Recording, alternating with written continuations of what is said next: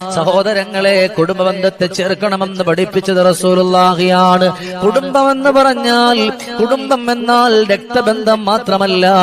നിങ്ങൾക്ക് ഏറ്റവും ആവശ്യമുള്ളപ്പോ, നിങ്ങളുടെ കണ്ണു നിറയുമ്പോ, നിങ്ങളുടെ മനസ്സൊന്ന് വേദനിക്കുമ്പോ, ഞാനുണ്ടടാ നിന്റെ കൂടെ, അല്ലെങ്കിൽ ഞാനുണ്ടടി നിന്റെ കൂടെ എന്ന് പറഞ്ഞുകൊണ്ട് ഒന്നായി ചേർന്ന് നിൽക്കുന്നവരാണ്, ഒന്ന് കൂടെ കൂടുന്നവരാണ്. ഒന്നിനും കഴിഞ്ഞിട്ടില്ലെങ്കിലും ഞാനൊന്ന് പരിശ്രമിച്ചോട്ടെ എന്ന് പറയുന്നവരാണ്. നിന്റെ വിഷമങ്ങളും നിന്റെ ആവലാദികളും കണ്ടുകൊണ്ട് നിന്നെ സഹായിക്കുന്നവരാണ്.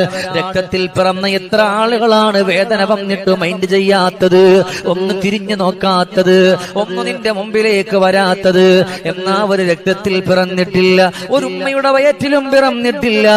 ഏത് സങ്കടം വന്നാലും ഏത് വിഷമം വന്നാലും ഓടി വരുന്നതുണ്ട്. അവരാണ് ഏറ്റവും നല്ല ബന്ധുക്കള്, അവരെയാണ് ചേർത്ത് പിടിക്കേണ്ടുന്നതും. ഇതെല്ലാം പഠിപ്പിക്കുന്നത് ആരെന്നറിയുമോ?